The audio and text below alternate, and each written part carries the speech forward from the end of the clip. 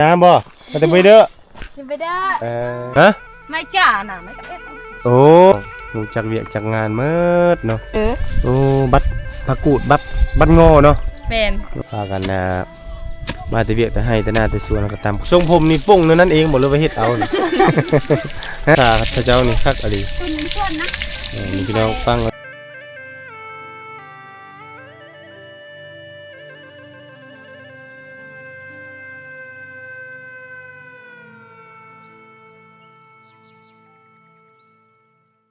มาทางใดฮะกี่ไทยอุ้ยเกยไทยอุ้ยคือมาอาบน้ำบ่มาแต่ไปเด้อไปเด้อไปเด้อเนาะไปเด้อไก่เนาะอยู่ห้วยพุ่นบ่ไปอาบอยู่ห้วยพุ่นห้วยยังห้วยบรอยห้วยบรอยพี่น้องเนาะคันไผบ่อยากอาบน้ำอยู่พุ่นกะมาแต่ให้แต่สวนก็ไปอาบกลางทางเลยมีห้วยอาบพร้อมโอ้ได้อาหารบ่บัดบายหืดโอ้หืดอย่าสูบได้ขันหืดได้พี่น้องอย่าชูเอามาตากเลยพี่น้องเอ้ยโอ้สวนผักพี่น้องเอ้ยห่างจากบ้านบ่พอเท่าไหร่มีห้วยได้พี่น้องอยู่นี่ได้โอ้ผักอันนี้เนาะทำเลห้วยโอ้มีสวนผักอีกผักเอ้ยนี่บัดอะไรอ้อบ่อ้อเอ้ยนี่ฟ้องงามอันนี้ผักอลีผักนี่เนาะไม่อ้อมันไหนรังปลูกขายหมดนี่ปลูกกินปลูกกินเนาะปลาตัวนี่ผักกาดพี่น้องนี่ตัวอยู่ใกล้ห้วยใกล้น้ำนี่เลยนี่สายน้ำคักอลีเนาะอยู่พุ่นกับเฮ็ดอีเนาะสวนเนาะนี่ท่านไผ่ดุไผ่มันละเฮ็ดแล้วพอได้กินนี่อันนี้ก็มีสวนผักกระเจ้าพี่น้องตัดเอาไม้จากป่าจากดงจากธรรมชาตินี่เลยเนาะไม่จ่ามันใกล้เบอร์ฮะไม่จ่าน่ะไม่ก็โอ้เพิ่นว่าคันกินแล้วเอาเพิ่นว่าอีดเพิ่นว่าเนาะกี่ไหนจะไก่กี่ไม่จ่าโอ้ได้แล้วค่อยยังไปไกลขอบใจเด้ออ๋อสวนจะหมดเลยบ่นี่อันนั้นก็แม่นดูแม่ดูพ่อคักเอ้ยนี่ผักเพิ่นนี่หลายเอาเมื่อให้ได้กินนี่แกงกินบ่บ่มี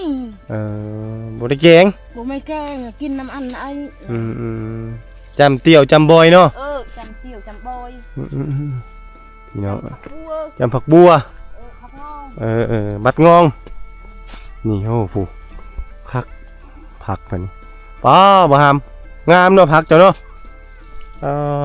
บัดบายนี่โอ้มามพูนโอ้โหหมอนคักเนาะพูนหดเป็นหดหมักแตงผู้ชายได้พี่น้อยแต่ว่าดุมันได้แท้นี่มาหดกกหมากสาลีสวยขอบสวยครัวได้พี่น้องหูจักเวียกจักงานเมิดเนาะคักเนาะส่วนเจ้าเนาะงานเนาะไปนี่แม่บ่ไปเลยโอ้ตรังไปบ่ตรังไปได้เดียวผู้พี่น้องก็ลงไปตักตัวคอยสะโอนเด้เขาไม่เห็นนั่นนี่แหละสะโอนพักมี4 โซลายคักอะไรตัวใส่ฝุ่นอย่างแน่นี่ขี้ไก่ขี้แบ้ฝุ่นขี้ไก่ขี้แบ้พี่น้องเลย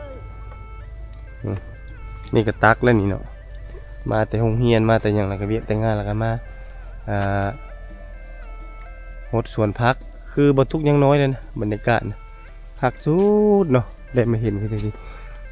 พักเพิ่นนี่ก็งามขอบใจด้วยเด้อกลับก่อนอยู่ดีมีแห้งบ้านส่วนไปพี่น้องเฮาก็จะได้เดินทางกลับและอันนี้เอารูปภาพบรรยากาศวิถีชีวิตของชาวบ้านยามนี้แม่เขาเจ้าพากันนี่แหละเฮ็ดสวนพักอยู่ใส่กะบ่อดบ่ยากพี่น้องเอ้ยเพราะว่าเฮาดุเฮามันเนาะอยู่ใกล้สายห้วยแม่น้ำลำธารเฮาก็สามารถปลูกผักไว้อยู่ไว้กินได้อันนี้แหละคือภูมิปัญญาหรือว่าวิถีชีวิตของชาวบ้านในชนบทที่บรรทุกเอารูปภาพบรรยากาศมาฝากมาตอนทางผู้ชมทุกท่านที่เข้ามาติดตามรับชมนี่เจอพ่อแม่ประชาชนกำลังเดินทางมาไปเก็บผักโอ้เก็บผักนอกได้หลายบ่ได้กินก็เอา โอ้จะกินเกาพวกนั้นนี่ป้าตัวนี่มีสังแน่นี่โอ้ผักกูดดิ โอ้บัดผักกูดบัดงอเนาะ แม่น โอ้เมื่อบ้านใดนี่ บ้านตะลุกมาแล้วตะลุก อยู่พุ่น บ้านเจ้าอยู่พุ่น โดย โอ้ไปเก็บไก่บ่ทีพี่ โอ้บ่ได้ไกลย่างเอา ย่างเอาเนาะ แม่น อยู่พูนบ่ไปอยู่ห้วย อยู่ห้วยอยู่นา นี่พี่น้องสาวบ้านตะลุงงามเลยพี่น้องเอ้ย โอ้ยสิงามวิชังแต่ เมื่อกี้คุยอีกเนาะ ซิ่วๆนี่ เมื่อแล้วบ่นี่ เมื่อละ โอ้มื้อหน้ามายามใหม่เด้อ โดขอบใจเด้อ ขอบใจคือกันบันชวนเด้อ อ้าวสาวบ้านตะลุงพี่น้องอันนี้บ้านตะลุงตะลุงน้อยเนาะทางนั้นตะลุงใหญ่กราบทักทายสบายดีท่านผู้ชมที่เข้ามาติดตามรับชมรายการทางทรงวิธีลาวของบรรทุกตอนนี้บรรทุกได้มีโอกาสเดินทางมาที่บ้านปอนองเมืองนองแขวงสวรรณเขตมื้อนี้จะมาเอาภาพบรรยากาศวิถีชีวิตแบบดั้งเดิมบูฮานเนาะที่ทุกท่านอาจจะบ่เคยเห็นบรรทุกเคยมาถ่ายบ้านนี้ประมาณ 2-3 ปีขึ้นหลังแต่มื้อนี้จะมาสัมภาษณ์ชาวบ้านอยู่ในเขตนี้อีกครั้งหนึ่งให้ท่านผู้ชมได้ติดตามรับชมบรรทุกเดินทางมาแต่ปู้ละบ้านตะลุงเนาะก็จะผ่านบ้านอาลามานี่ก็จะเป็นบ้านปอนองพี่น้องวิถีชีวิตของเขาเจ้าในเขตนี้ยังแบบดั้งเดิมคือเก่าพี่น้องนี่โอ้คักอลีนะต้นไม้อยู่ยังมีเสียงฟัดเข้าอยู่ได้ทางนั้นนะเนาะนี่แต่ว่ามาเห็นบ่อนเขาเจ้าส้มไซน้ำอยู่นี่ก็เลยว่าที่เอามาฝากมาต้อนท่านผู้ชมอันนี้เป็นอ่างน้ำประจำหมู่บ้านเนาะแม่นบ่สบายดีพ่ออันนี้อ่างน้ำประจำหมู่บ้านเลยเนาะแม่นเมดบ้านมาอยู่นี่ แม่นน้ำนี่โตมาได้ไสเนี่ยน้ำลิน มาตะพูพุ่นแหละ ไก่เนาะเขาสิว่าเนี่ยเนาะเพื่อสิมาฮอดนี่เนาะมีจุดเดียวนี่แม่นบ่ มีจุดเดียว จุดเดียวคันยามเลี้ยงเด้ ยามแรงจะเดี๋ยวอยู่บ่แห้งบันไดน้ำ โอ้ นี่แหละ บ่แห้งปานใดเนาะแต่ก็พอได้ใช้ห้วยไก่บ่ห้วย หวยกันอยู่นี่หวย ห้วยก็ใกล้ๆนี่โลด ประมาณ100 เมตร ลงห้วยก็ได้ ห้วยก็ได้ นี่พี่น้องน้ำนี่ทั้งอาบพร้อมทั้งกินพร้อม กินกันอยู่นี่อาบกันอยู่นี่ นี่พี่น้องนี่เบิ่งนี่ก็งูอะไรเนาะตู้เย็นเบอร์5ก็มีอยู่นี่ เจ้าพากันมาน้ำบาดาลมี2จุด น้ำบาดาลมี2จุดน้ำโยกนี่เนาะมีอยู่2จุดแต่ว่านะ หนึ่งจุดหนึ่ง นี่ละอีกจุดหนึงนี่พี่น้องบัดจำพากันมาชมไซน้ำอยู่นี่มากเลยเนาะนี่ที่เราเห็นนี่ก็คือชาวบ้านเนาะเพิ่นพากันมาอาบน้ำชมไซน้ำพี่น้องอยู่นี่หมดเลยนี่โอ้ลมกับพัดคักอีหลีเนาะคือซีเมนต์ โอ้น้ำมันไหลลงพุ่นเลยเนาะบ่มีเลี้ยงปลาพร้อมอยู่นั่นเนาะมีปลาบ่นี่พี่น้องมีปลานิลพร้อมหนองรวมเป็นบ่ บ่อตัวนี้ หนองบุคคลนี่พี่น้องขออนุญาตเด้อนี่นี่เห็นบอกเขาจะเอามากน้ำเต้าเลยเนาะมาเนาะมีมากน้ำเต้าพร้อมพี่น้องเนาะน้ำนี่คือสิมาตลอดเนาะมาแล้วมันก็จะไหลทิ่มตลอดเลยพี่น้องไว้ แล้วต้องได้รอท่ากันเนาะนี่ขออนุญาตเด้อนี่วิถีชีวิตบ่ได้ไปอาบบ่ได้ไปอาบน้ำมัน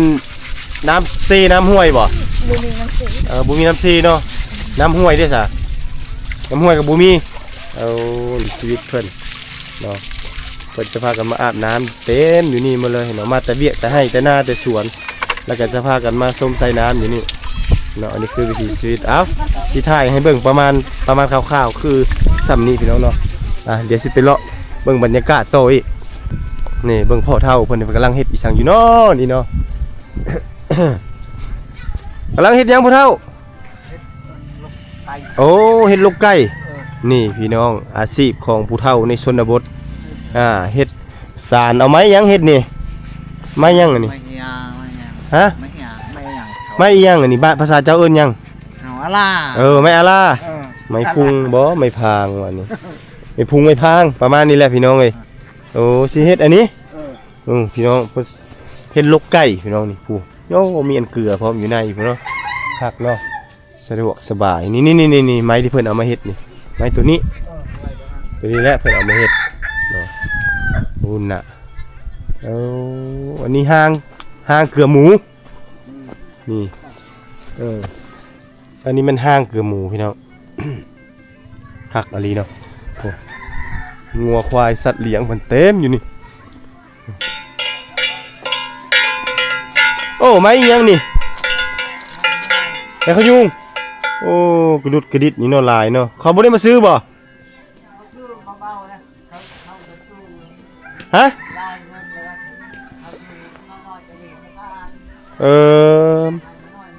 เขาให้เท่าไหร่นี่เจ้าจะขายเท่าไหร่นี่เจ้าจะขายเท่าไหร่ฮะอะไรก็เขาให้แต่ร้านเดียวนึงอันนั้นได้แล้วจะขายเท่าไหร่มันนี่ บ่จักเลย ของไผ่นะ ลูกคอย ของลูกบ่ ของแม่นของคอยของลูก ของลูกนั่นเนาะ อยู่บุญอยู่บ้านตะลูกมันเป็น ไปซื้อบ้านตะลุงมาคักอีหลีได้มาขยุงหากมันน่ะเนาะเฮ็ดซากเขาบอกเขาเบื่อ ฮักเข้าค่ายได้เงินนี่แหละเล็กๆน้อยๆของเล็กน้อย ของเด็กน้อยก็เลยไปเลาะซื้อเอา ชื่อเอา อืม ค่ายต่อแล้วลูกลูกบ่อยากค่ายอีก รูปเราบ่จะขายเนาะ เออ พี่น้องโอ้รับไปใส่เบิ่งค่อยถามมึงดูนี่ขายบ่ค่อยสิซื้ออ่ะนี่มะขยุงนี่ อันนี้เป็นกล่องมะขยุงพี่น้องนี่ปลอกปอกแป๊กนี่น้อยนี่แม่นหมดอันนี้มะขยุงพี่น้องจักเพิ่นบ่ฮู้ว่าเพิ่นสิขายเท่าใดนี่เนาะแต่ว่าเอาไปเฮ็ดก็ส่วนหลายต้องเอาไปเฮ็ดแกะสลักแกะสลักเฮ็ดนั่นเฮ็ดนี่ไม้น้อยๆคอนคอนแคนยังมีอยู่เลยพี่น้องเขตนี้เนาะมีบริษัทเลี้ยงมันก็จะไล่มาผูกมาเล่งไว้เนาะในโคกในอย่างนี้แหละนี่คือวิถีชีวิตพี่น้องวิถีชีวิตของชาวบ้านในชนบทบรรยากาศขยามคอยขับลงแรงเริ่มมาแต่ให้แต่สวนแล้วนี่เนาะบ่มีหยังเฮ็ดมา เนาะ บ่มีหยังเฮ็ด ผมมีหยังเฮ็ดพอดี บ่มีเงินบ่มีทำ โอ้มันหนาวได้หมาน้อยได้นี่ได้นี่ ตาย สะเงดเลย มันยังตายเลย ตาย หักเนาะ โอ้ทางนี้ก็กำลังมาแต่หาเข็มพี่น้องมาแต่หาเข็มแล้วก็มาแกะมะลิเนาะอิงตามพี่น้องเลย โอ้อ้อยคืออ้อยเพิ่นว่าน้อยๆเลยแต่แอ้ได้เพิ่นว่า โอ้มาแต่หาเข็มเนาะจะนายละว่า เข็มอันนี้ไปหาเองบ่ไปหาเองเลยพี่น้องเนาะโอ้เจ้านี่เพิ่นอยากคันผู้เพิ่นอยากได้เงินหลายเพิ่นก็เสียนเอามาลิโอคือจังซี่แล้วก็ตากแห้งขายจะได้ราคาดีกว่ากิโลกรัมนึงก็ประมาณ20น้ำเสียที่มันไหลลงมาจากพุ่นละบ่อนที่เพิ่นอาบน้ำพุ่นเนาะมันก็จะไหลลงมานี่แหละ น้ำนัวเต็มอยู่นี่หมดเลยพี่น้องเฮ้ยทั้งเป็ดทั้งไก่ก็จะลงมาลอยลิ้นอยู่นี่แล้วก็ปูปลาหน้าเนี่ยเพิ่นจะมาปล่อยอยู่นี่ส่วนใหญ่เพิ่นปล่อยปลานิลโอ้ทางด้านพุ่นก็จะเป็นบ่อนเลี้ยงควายเนาะมัดผูกควายไว้เวลามาแต่เลี้ยงแต่ให้แต่หน้าแต่สวนเพิ่นก็จะเอามาผูกไว้เนาะอยู่ตามทุนใต้ห่มไม้ห่มโต๊ะเนาะอิงตามสภาพพี่เนาะนี่คือวิถีชีวิตที่เก็บเอามาฝากมาต้นท่านผู้ชมทุกท่านที่เข้ามาติดตามรับชมบรรยากาศคือร่มรื่นคือจังซี่โมเมนต์ว่าสิได้เห็นง่ายๆได้พี่น้องเอ้ยโดนๆนานๆทีจะมีบรรยากาศขึ้นจังซี่เนาะเห็นบ่ทางนั้นกำลังเอาหมักน้ำเต้าเมื่อเลยพี่น้องออกนะมาอาบน้ำแล้วก็เอาน้ำเต้าเมื่อพร้อมเนาะเอามาอยู่เมื่อกินนั่นแหละวิถีชีวิตของพระเจ้าเนาะทางนั้นกำลังตำข้าวพี่น้องกำลังตำข้าวมาแต่เบียกให้หน้าหัวสวนแล้วก็พากันตำข้าวตำน้ำส่วนไรไม่ข้าเจ้าจะไปให้ไปสวนยามนี้เนาะโอ้เสาไม้แกนมาได้หนิเนาะอันนี้มีแต่เสาไม้แกนมาเลยทางนี้กำลังตำข้าวพี่น้อง โอ้กินมากอย่างนอกนี่เนาะอ้าวลอกแล้วแม่ ลอกไหมยังเนี่ยกุ๊กเครือข้าวโพกแบบนี้เนาะบ้านเจ้าเอิ้นกุ๊กยังอันนี้เครือยังนี่ตะเช่ ปลายบลูหรือตะแช่อันนี้ภาษาบ้านค่อยเอิ้นเครือข้าวโพกอันนี้เอาไปเซ่น้ำแล้วก็มัดหัวตัวนี้เนาะนี่เพิ่นจะมาลอกออกคือจังซี่นี่ตะแช่ภาษาบ่เนาะโอ้นี่พี่น้องอันนี้ขุมโบมขุมลูกโบมสมัยสงครามนี่แหละผลกระทบจากสงครามในชนบทส่วนหลายโอ้ยอันตรายหลายพี่น้องในเขตนี่จะเป็นขุมเป็นโบคือจังซี่เลยนี่ทางนี้มาแต่เวียกแต่งานก็ตามเข้าทีนี้เนาะก็โดยกสร โอ้จ้าเบอร์ยักเบอร์ตกหลับพี่จ้า คันบดตำแล้วบ่ได้กินเพิ่นมาบ่มีหงสีเนาะแต่เบิ่นหงสีหงสีหงสีนะบ่มีหงสีเพิ่นว่านี่ ตำมาแต่เวียกแล้วเนาะไปทางให้บ่ตันๆแล้วเนาะนี่พี่น้องวิถีชีวิตเขาเจ้าพากัน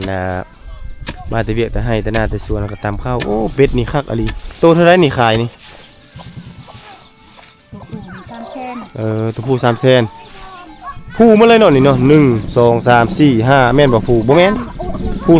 3โอ้นี่ตัวนี้3 เซนพี่น้องนี่ตัวนั้นเด้ตัวนั้นเท่าไรตัวนั้น ตัวแม่นี่ หม้อตัวนี้ 3 เซน ตัวนี้ก็3 เซนตัวนี้ก็3 เซน ตัวใหญ่ก็ตัวแล้วนะคะ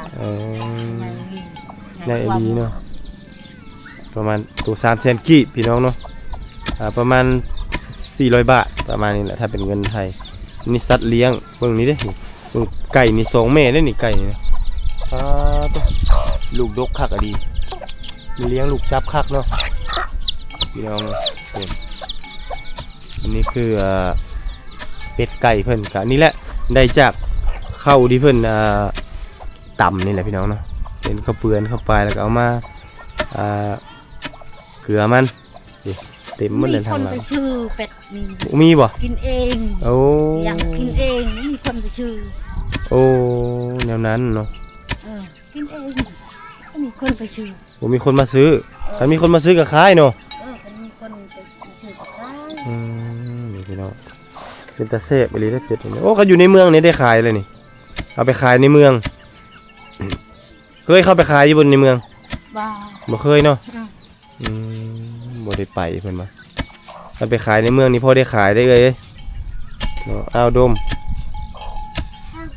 คุณบ่เพิ่นมาขอบใจเด้อเด้อนี่แหละพี่น้องเอ้ยวิถีชีวิตเนาะมาแต่เวียกแต่งานแล้วก็ต้องได้ต่ำเข้าได้พี่น้องเอ้ยนี่งัวควายเพิ่นก็มาผูกมาเล่งตื่นสมาแล้วก็ปล่อยออกไปตอนแรงมาก็มาผูกนี่มาตามนี้แหละพี่น้องเอ้ยบ้านปอเนาะนี่เนาะโอ้ดีมีสุขะความได้พี่น้องนะแสดงถึงความเขาเอิ้นว่าพัฒนาเนาะนี่ทางนั้นก็มีคือกันห้องน้ำก็หลายพี่น้องเลยแซ่บป่ะแอมเต้หนู พี่น้องเห็นเรือนหลังนี้พี่น้องมาตั้งแต่บรรทุกเดินทางมาตั้งแต่2 ปีหลังพี่น้องก็ยังเห็นแบบนี้อยู่โอ้ตัวฝุ่นโอ้โหเฮ็ดลีเลยนี่เฮ็ดเทได้นี่ตัวโอ้โหบ่สนเลยบึ้มเลยพี่น้องเอ้ยคันใดทางขึ้นก็เฮ็ดด้วยลูกจ้องที่เป็นโยมแต่สมัยแต่ก่อนทางฝาข้างนี่คือกันก็จะใช้ซากเศษเรือจากสมัยสงครามเอามาเฮ็ดเป็นฝาแล้วก็แอมเนาะก็จะเป็นแบบเฮือนทรงหูห่านดั้งเดิมของชนเผ่าตะโอยก็สิประมาณนี้พี่น้อง อันนี้คือเฮือนบูฮานดั้งเดิมถ้าต่อไปก็อาจจะบุบมีให้เห็นแหละอันนี้สามารถเอาไปยูน้ำได้แล้วก็เอาไป คักเนาะพูนโอ้เฮ็ดอันนี้คือเอิ้นว่าความสามารถเฉพาะตัวเนาะที่เฮ็ดนี่มือแล้วบัดนี้จูแล้วบัดนี้ออกไปทางพุ่นแล้วบัดนี้มาน้ำเต้าเนี่ยก็จะใส่เนาะเดี๋ยวไปเวียนมานี่คือเก่าเนาะโอ้นี่เห็นผู้สาวงามมาเบิ่งอยู่นี่พี่น้องเอ้ยนี่เป็นบ่อนนั่นอาบน้ำของเขาเจ้า ตัวจ่อยๆเนี่ยละคะ กระตัวจ้อยๆกระตัวอ้อยๆเนาะบ่หนาวบ่ ไป บ่หนาวบ่ไม่อาบอยู่นี่ น้ำกัน หนาวเนาะบ่มีน้ำซีเนาะ บ่มี ถ้าคือเซลาโนนี่สบายแม่นบ่นี่พี่น้องพากันมาอาบน้ำบนจุดอาบน้ำแล้วแม่นอยู่นี่พี่น้องที่เพิ่นจะมาอาบนี่น้ำมีสิไหลตลอดเลยใช้สบู่ยังโอ้โหพี่น้องเป็นหุกหน้าโอ้ ไปหน้ามันไปจะบ่มีเลย ถ่ายใกล้ๆได้พี่น้องจึงเห็นเลยโอ้มาแต่ทางให้บ่เฮ็ดสวนมันบ่เฮ็ดสวนมันเนาะ มาเที่ยวกันดอก ตะปงแล้วเนาะปงบ่ฮึแม่นเหรอปงน้ำมันเนาะป้วงน้ำมันเนาะโอ้ทรงผมนี่ปงนั่นเองบ่หรือว่าเฮ็ดเอานี่ ฮะตั้งเต้งเท่านั้นบ่เราเป็นตั้งเต้งเอาอันนี้ดูสาวหลายเนาะบ้านนี้เนาะ แม่น อันนี้บ้านโปนบ่นางพี่ชังก็อยู่นี่เอาผัวแล้วบ่นี่เฮือนหลังนี้โลดนี่บนกงไม้บังนี่เอาผัวแล้วบ่ เอาเลย เอาเลยแต่งเมื่ออยู่บ้านผัวเนาะเอาผัวบ้านได้น่ะ บันตอนนะ เอาบ้านโปนี่แหละ เอาบ้านเดียวกัน เอาบ้านเดียวกันเนาะโอ้ค่อยมาถ่ายแล้วตั้งแต่2 ปีหลังพุ่นตอนนั้นเรายังบ่ทันเอานางยังก็ลืมชื่อแล้วล่ะชื่อ เปรตบ่ คือสิแม่นแหละผู้ขาวๆนั่นแม่นบ่ แม่น เออ แม่ชาวเขาเอง น้าสาวเจ้าบ่โอ้มีแต่สาวงามบ้านป้ามาเลยนี่เนาะอันนี้ชื่อหยังเจ้า น้อย ชื่อน้อย คนก็บ่ได้น้อยปานใดนะคนก็อวบๆอยู่เนาะคนก็อวบไปซื้อน้อยพี่น้องเอ้ยอันนี้นี่มึงเข้าเป่าไฟเฮ็ดอยู่ให้กินเป็นหมดแล้วเนาะเป็นผู้สาวมันพี่น้องเนาะสาวบ้านโปมีแต่ผู้งามๆเลยพี่น้องและสาวบ้านโปมีสาวบ้านโปเมิดอันนี้ชื่อน้อยอันนี้ชื่อหยัง คน ชื่อเปิ้นอันนั้นเด้ ได้ จ้อยอันนั้นนะเพชรโอ้สาวเปิ้นสาวจ้อยสาวเพชรครบชุดพี่น้องเนาะผู้สาวบ้านป้าคันอยากเห็นผู้สาวแล้วมาตอนไหนจังเห็นซ้ำนี่บ่บ่ซันแล้วเขาจะบ่อยู่เนาะเขาจะไปให้หมดแม่นบ่เอาบ่ซันไปให้ไปสวนมันได้พี่น้องนี่มีแต่ผู้ดุผู้มั่นท่านไผอยากจีบผู้สาวพี่มาแถวพี่ผู้สาวหลายแถวพี่นะเมื่อแล้วบัดนี้เนาะได้น้ำเลยอาบน้ำแล้วก็เมื่อแล้วพี่น้องบัดนี้เลยโอ้เมื่อพร้อมบัดนี้นี่จูนั่นเมื่อแล้วเพิ่นว่า จูดุงเนาะ เดี๋ยวน้องน้อยๆเพิ่นนี่สาวบ้านป้าเท่ๆเลยนี่เนาะโอ้ห้องเพลงอารมณ์ดีแล้วเนาะคันสปิกภาษาบรูนี่คือเพิ่นสิเว้านำอยู่พี่น้องอันนี้เว้าภาษาลาวเพิ่นเว้าบ่อยากอันนั้นปานใดบ่อยากคล่องปานใดแต่ฟังนี่เข้าใจได้เบิ่งนี่เนาะแม่นบ่ค่อยเว้านี่เข้าใจบ่เข้าใจหมดเนาะสาวขี้อายพี่น้องเอ้ยเนาะอันนั้นขี้หินแม่นบ่เอาขี้หินถูเนาะเข้าใจหลายๆพี่น้องใช่น้ำเจ้านี่บ่ฮะ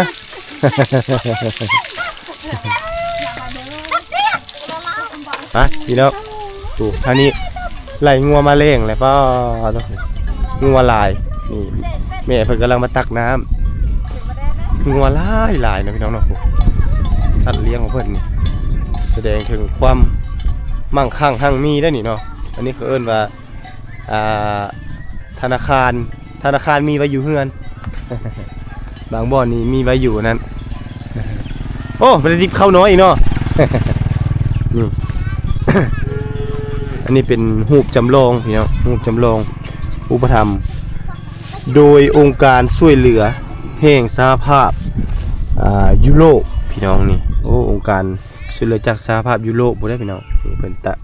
เต่งเรียบร้อยนี่โครงการสนับสนุนเวียกงานสาธารณสุขจัดหาน้ำสะอาดแขวงสวรรณเขต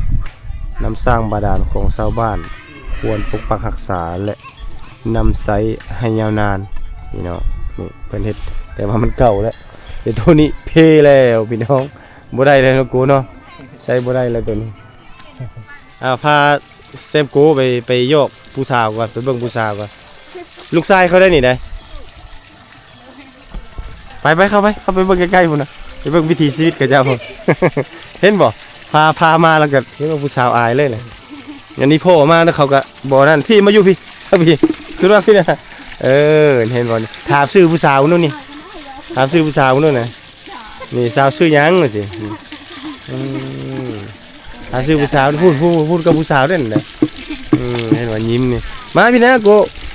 โอ้ยโกก็อายเขินผู้สาวอีกพุ่นน่ะผู้สาวจะชื่อหยังนี่โกถามดูถามได้มั้ยไปได้โกผู้สาวหลายวะฮะหลายเนาะงามบ่ผู้สาวบ้านโป่งงามบ่แต่10 โมงถึง2 โมงพากันแต่ว่า3 โมง เห็นผู้สาวหัวซีกเนี่ยเห็นบ่ผู้สาวอันนี้แม่นี่สิแต่งให้ดอกเอาบ่สิแต่งให้นี่บ่ ยังน้อยอยู่อ่ะแต่ผู้สาวบ้านโป่งงามบ่ผู้สาวบ้านโป่ง งามแหละ งามเลยเนาะสาวบ้านโป่งงามเด้อว่าเนาะนี่มีแต่ผู้งามๆพี่น้องเนาะสาวงามบ้านป่าทั้งนั้นเลยนี่ผู้นี้แห่งเต็กนี่หน้าตาโอลายิ้มอยู่บ้านนะนี่เอ้ยนะงามดีเลยพี่น้องเอ้ยเนาะมาแต่ให้บ่ไปเฮ็ดหยังอยู่สวนฮะปลูกมันบ่โอ้ยอย่าปิ่นข้างนะปิ่นหน้านะจังเห็นคนมาทางนี้อีกเอาอายเลยโกจะไปปิ้นหลังใส่ผู้สาวปิ้นหน้าโอ้นี่พามาเบิ่งผู้สาวงามเขาจะบ่หนาวเนาะโอ้คักอลีเขาจะอาบน้ำบ่มีหนาวเลยบ่หนาววะโอ้ยยิ้มแล้วนะเมื่อแล้วเนาะวันนี้เนาะจูแล้ววันนี้พี่น้องไง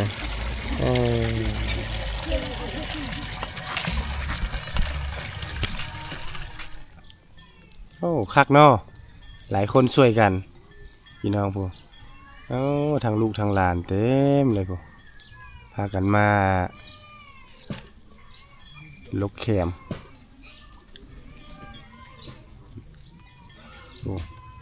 นั่งผิงไฟพร้อมบรรยากาศหนาวๆค่อยคำลงแรงหนาววะหนาวฟิงแดดแงดแข็งอุ้ย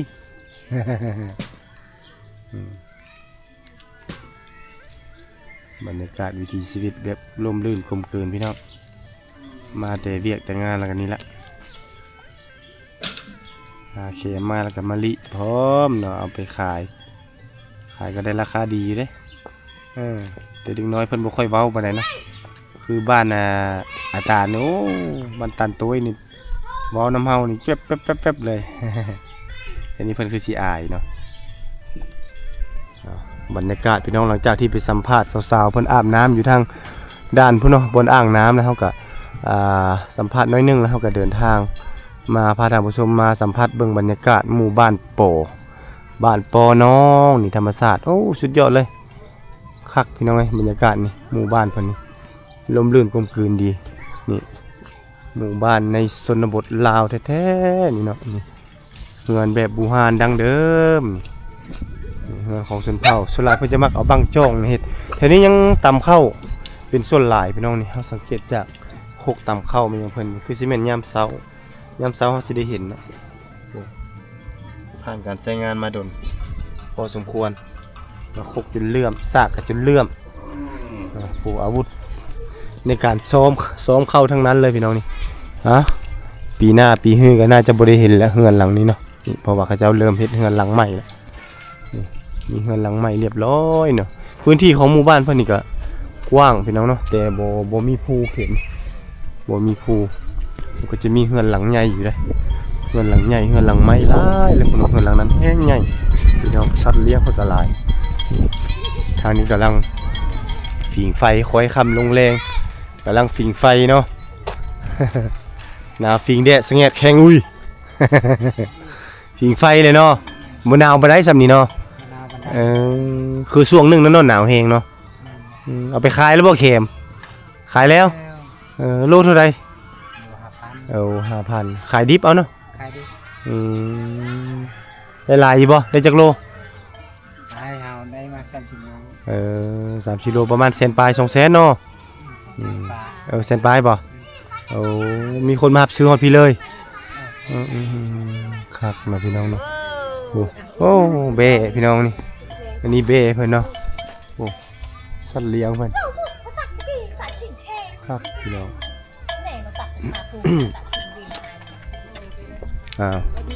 อันนี้คือวิถีชีวิตของเพิ่นพี่น้องไปเอาลูกเอาเต้าก็มีนี่โกท่าอยู่พี่มีต้นมะพร้าว2ต้นอยู่พี่น้องคักเนาะวิวบรรยากาศบ้านเพิ่นวิวสุดยอดโกเอ้ยนี่ทางนี้กำลังตำข้าวก็โดยก็ชะลอ ตำข้าวเนาะโอ้คักเอ้ยนี่พวกพี่น้องกำลังตำข้าววิถีชีวิตดั้งเดิมบูฮานมาแต่เวียกแต่งานแล้วจังสิได้ตำข้าวนี่เนาะมาแต่เวียกเนาะมาแต่เวียกแล้วก็ตำข้าวไปเฮ็ดมันบ่ไปสวนมันเนาะ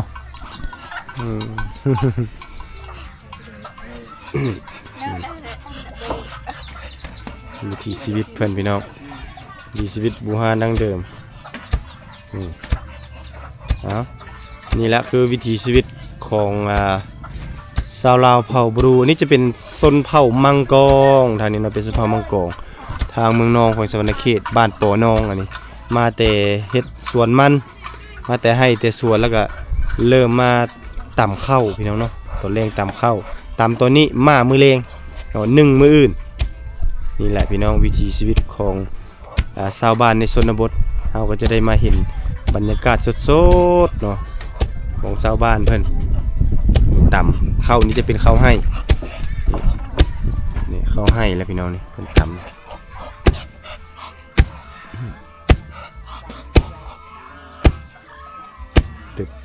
ตึบเลยพี่น้องเลย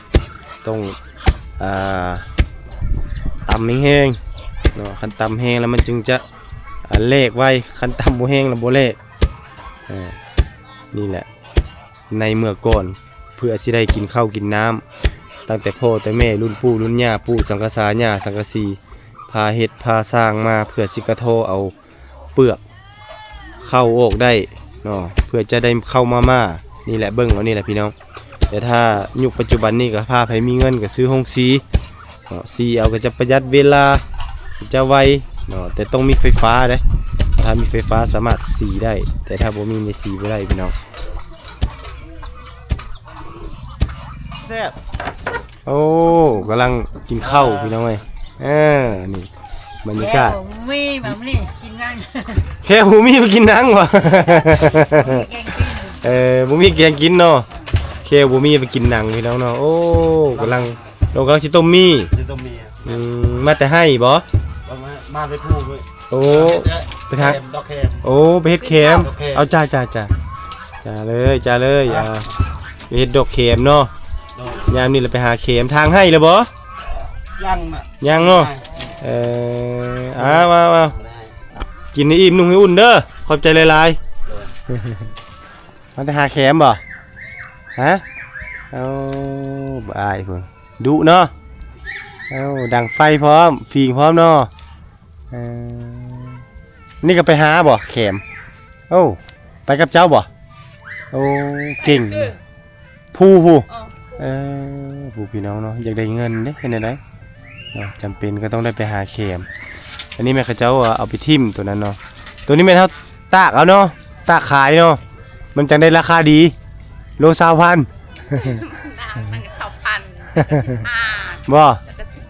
10,000ถ้าเราขายดิบเลยเนี่ยถึกเนาะมันได้ถึกพี่น้องคันขายดิบเพิ่นก็เลยต้องได้อันนี้เอานี่ไปกับลูกชายเพิ่นน่ะลูกชายบ่นี่ก่อนลูกชายเพิ่นพี่น้องทั้งดุทั้งมันได้เป็นน้อยในชนบทโอ้หมูได้ลูกเลยเนาะหมูเนาะหมูเฮ็ดเป็ดไก่หลายเนาะหมูก็หลายพี่น้องลอยลายก็ให บ่ ฮะ เออเป็นพญาติบ่ อ้าว เป็ดไก่เด้ อ้าว ตายหมดอืม อ้าวเดี๋ยวเขาอีก โอ้แต่ก่อนนี่หลายพี่น้องเอ้ยตายหมดเพิ่นว่าน่ะเป็นพญาติก็คือแบบโรคไก่ตายห่ามันยังประมาณนี้แหละเนาะโรคของสัตว์ถ้าบ่รักษาดีๆเฮาเลี้ยงอยู่ให้อยู่หน้าแล้วโอเคอยู่นี่ละพี่น้องวิถีชีวิตเพิ่นเนาะเฮามาเห็นแล้วเนาะยามนี้หาแคมยามนี้หาแคมมาขายหมดเดือนนี้แล้วก็ถือว่าหมดพี่น้องหมดเดือนนี้ก็หมดเนาะบ่มีแล้วเนาะแคมเนาะพี่น้องนี่ละวิถีชีวิตของชาวบ้านในชนบทนี่กินอิ่มนู่นขอบใจได้ไหมเด้อไปก่อนเด้อจูก่อนบรรยากาศดีพี่น้องเนาะกำลังหาเข็มมาขายผู้ทางผู้ก็กำลังลิเข็มอยู่พี่น้องโอเคท่านผู้ชมเนาะสำหรับคลิปวิดีโอนี้ประตูก็ได้เดินทางมีโอกาสเดินทางมาที่บ้านปอนองเมืองนองแขวงสวรรณเขตอีกครั้งหนึ่งซึ่งหมู่บ้านที่นี่เป็นชนเผ่ามังกรเนาะซึ่งว่าวิถีชีวิตของเจ้าในยามนี่ก็คือหาเข็มมาขายในตามฤดูกาลเนาะเข้าไปเห็นแต่ละบ่อนแต่ละที่แต่ละบ้านแต่ละเรือนเขาก็จะหาเห็นกับเจ้าเอาเข็มมาขายเนาะเพื่อจะหาเงินมาเนาะเพื่อซื้อหมกเค็ดเพื่อเป็นนัวแล้วก็วิถีชีวิตของเจ้าในเขตนี้ก็คือบางเรือนก็มี